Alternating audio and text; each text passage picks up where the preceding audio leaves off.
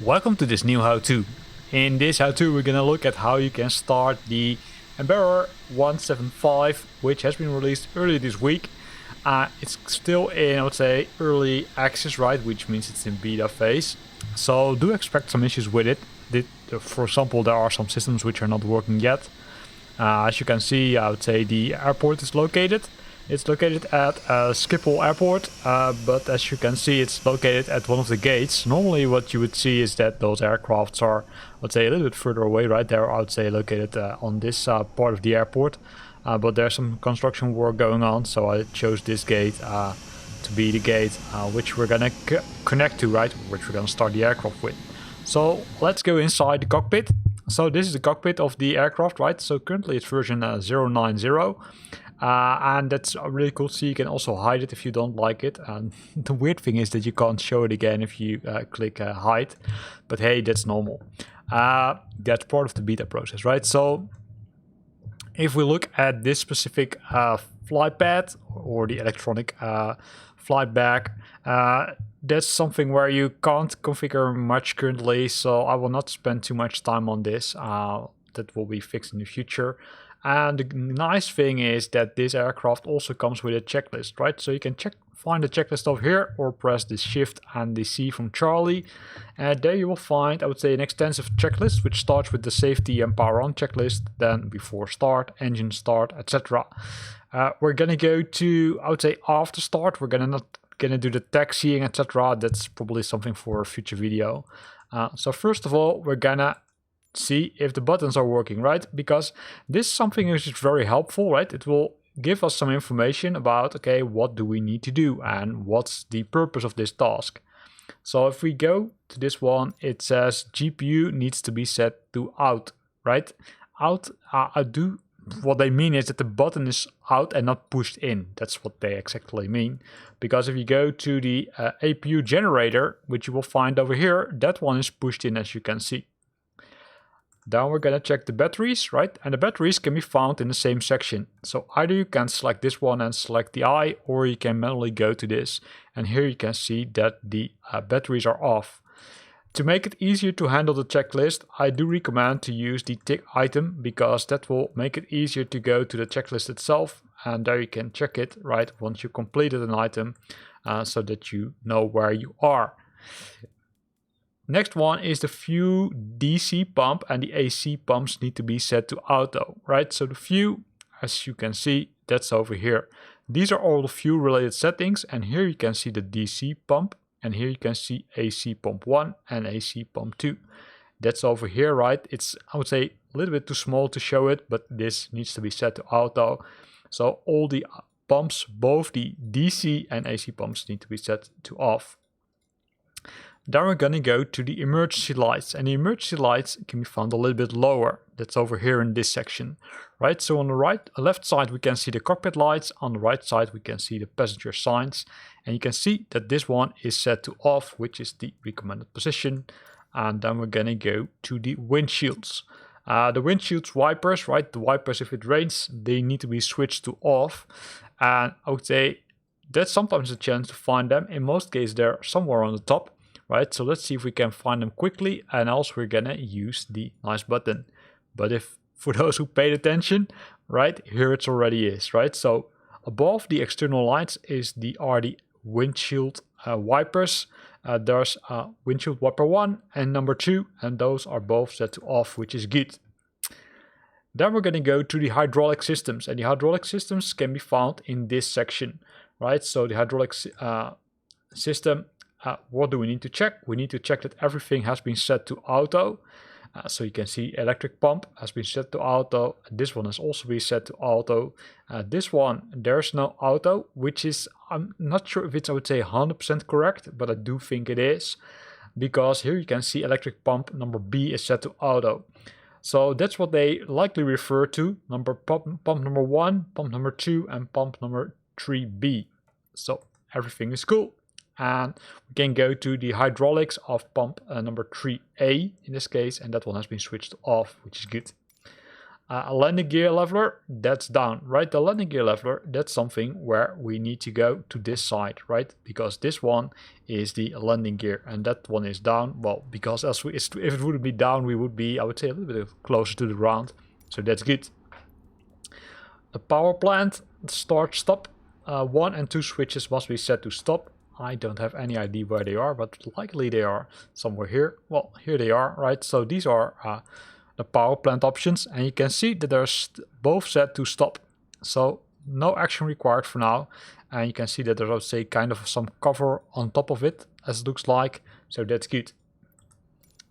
Then the speed brake leveler, that's this one over here. It needs to be set to close, and this is the close position, like with all the other aircrafts. In some case it's called the spoiler, right? In this case the spoiler is set to off, and here if you would open it to here, it would set to be open, right? That's to use or to decrease the speed of the aircraft. Thrust levelers, of course, set to idle, which is good. So if you want, you can always, I would say, use the joystick which you have to, let's say, increase and decrease, right? Then you can see if it's, let's say, if it's in correct position, but as you can see, it's in the correct position, so that's good.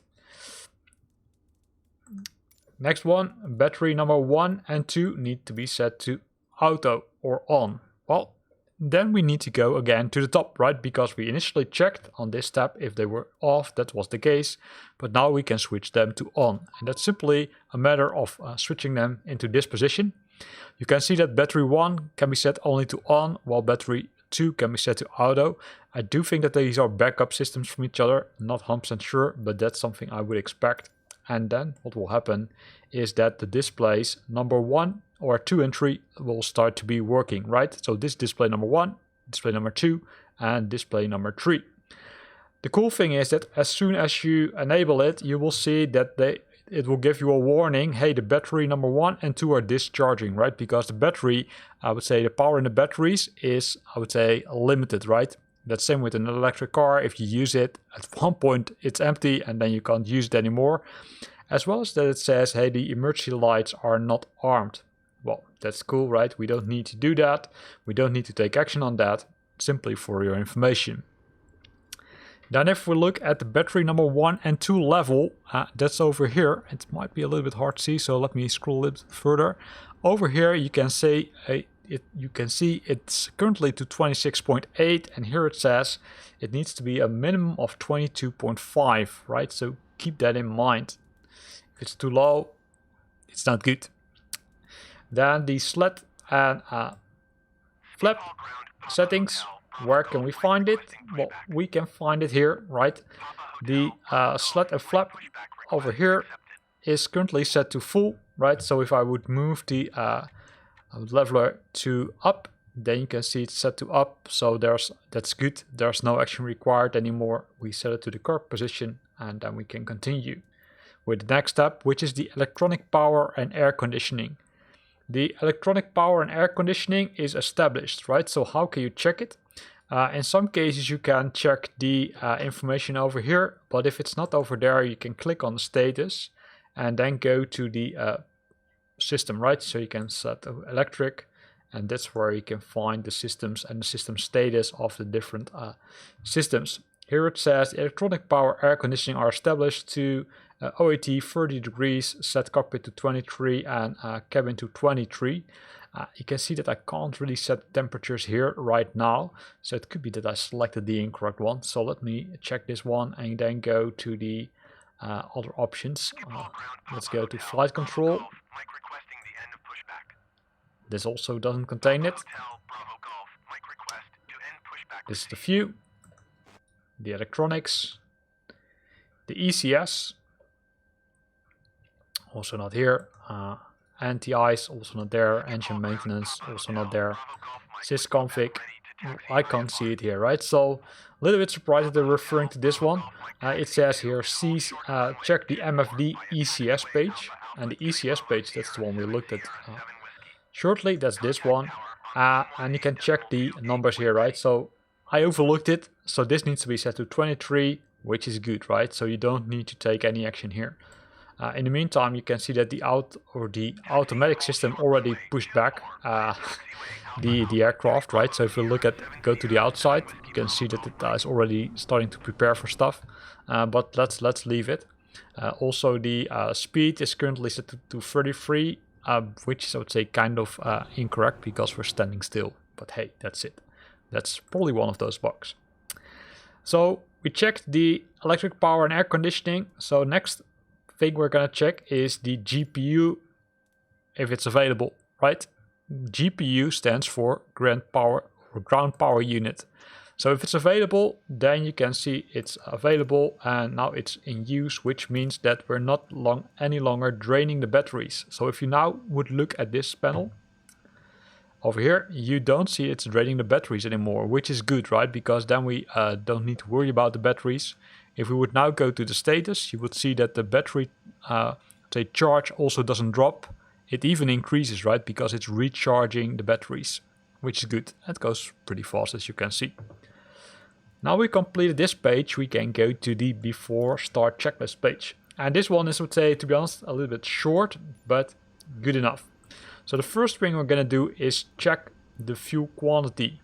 Well, that would be nice, right? Because without fuel, we probably can't fly a lot.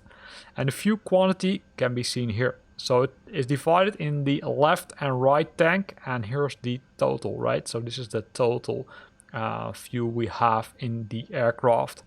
Although it's a little bit weird, because, or is this the center tank? Well, let's see, right? That's where we've got this nice option for. This is the weight, and the weight will show us the information. Well, in this case, it only has a left and right tank, where I would expect that these values to be double. So I'm wondering if this value is correct, right? Because if you would do this and add this, it's a little bit more if I'm correct. But hey, maybe something which will be resolved in the future.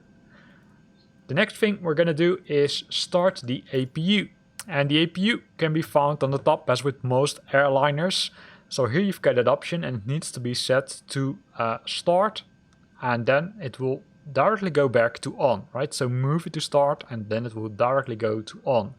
Once that's being done, it will start that system, and that might take some time before it started, right? So here we can check it, and it says also here, set the APU master knob to on, wait 5 seconds and then to start. Oh, we actually did it wrong, right? So the actual way we need to do it is like this. So let me go back. You need to set it to on, then wait 5 minutes and then set it to start. And now you hear things popping up, right? And wait until the APU readout on the MFD shows 100%. Well, what's that system? Well, we need to go over this one again, because this contains the information also about the systems, right? The systems like the battery, but also several other systems. So let's see if we can find the APU. APU likely under the electronic information. Here it says APU start. Where do we see it? Is it already doing something?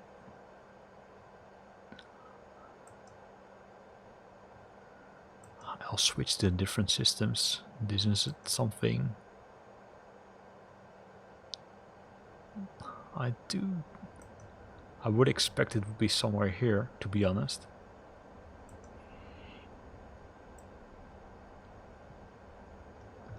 Because there's, oh right, it's over here. It's hard to read, so let me reset the view, right? So let me go inside the aircraft, but press the wrong button over here. So let me go inside again, press the reset button. If I would go over here, this is the MFD, right? Now it shows APU 100%. That's what they're referring to. So if you can't find it in this screen, that's logical because it was on screen number 3. And there you can see that the APU is set to 100, which is good. So we're going to tick the item and then we're going to go to the MCDU. The MCDU is this system, right? So it contains a lot of information. So it will initially, it's opened using the radio information, right? So the communication radio and the navigation radio, and you can see the transponder code over here, as well as you can switch back to the TCAS mode.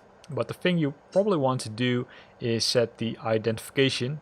In some cases, some buttons are not working, right? So if that's the case, then you can go back to the menu, which will bring you back to this one, and then you can go to the different menus over here.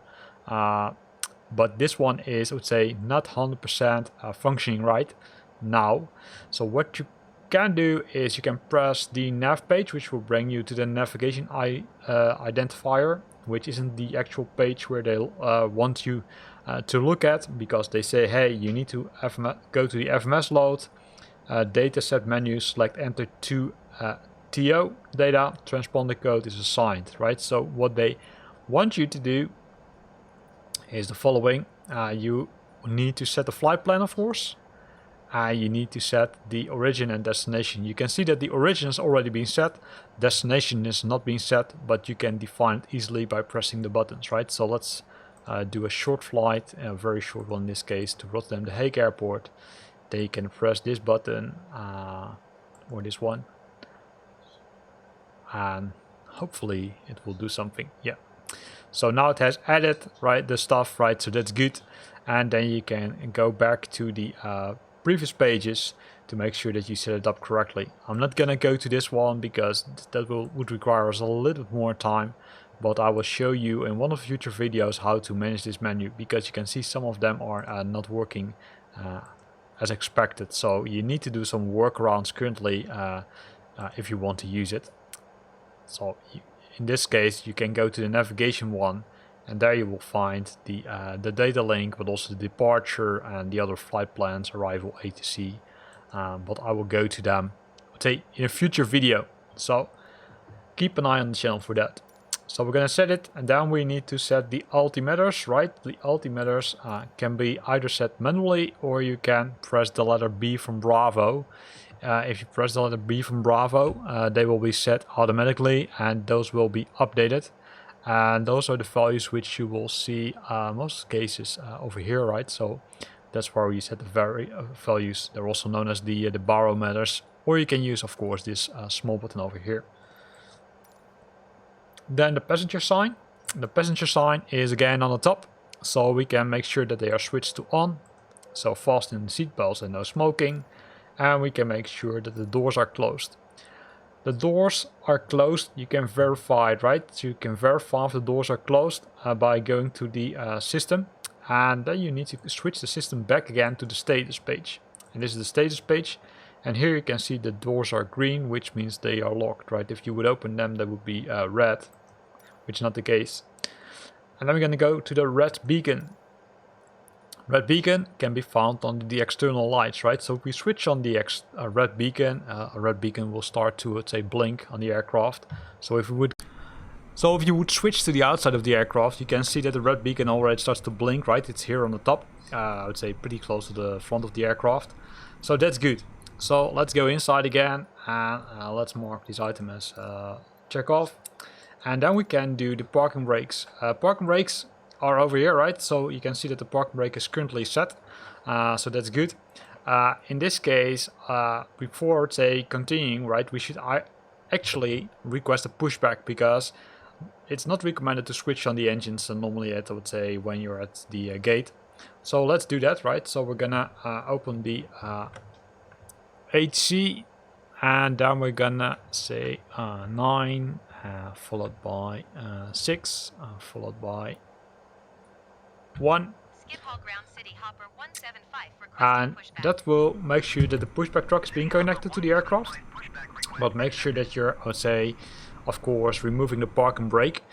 If you're not requiring a pushback truck, then it's recommended to leave the pushback or the parking brake on, because else the aircraft could start moving. While we're being pushed back, that's, I would say, normally what the pushback truck operator will tell you is to switch on the engines. So be aware of that. In this case, we're not gonna do it right now. We're just gonna wait. And of course, something which is also really important is to disconnect the ground power, right? In this case, the ground power is still connected, which is kind of weird because there was no real ground power connected. And also this person, wow, it looks like he doesn't want to live anymore for a long time, because he's doing it's something very dangerous. So we're going to be pushed back to the right. Ground City Hopper 175 requesting pushback tug to steer the aircraft to the right. And then once we're being pushed back to the right, and once we're good to go, we can start the engines. This is kind of weird, right? It does it automatically. Not sure why it stopped. It was the autopilot, or the co-pilot probably. So that's good, right? We're gonna leave the aircraft here. That's good enough, and we can now continue with switching on the engines. And switching on the engines can be done by these buttons over here. That's something we can do easily, right? So you can see that we can remove the cover and then move it to run, and then moving over to state or to start, sorry. That will result in that these values will start to increase, as well as the N2, right? If you want to have some more details, then you can look at this page, right? Because it actually tells you what happens. It shows increased at 7%, then displaced at approximately 2 N2. That's ignition A or B should be shown. You can see that the temperature increases, but also the pressure increases over here. So that's all good, and you can check off these items, right? You need to do it one by one. Then you should see that the ICAS should show fuel flow is increasing at light off within 5 seconds. The fuel flow, right, can be seen over here, right? It's decreasing. That's good. The other thing which you can do is, of course, go over to this page and then change it to fuel, because that will show you the fuel flow also happening to the systems. So that's good. There's no action required anymore on this page. There are still some other things which you could look at, right? There are some more systems over here where you can have a closer look at, but for now this is okay.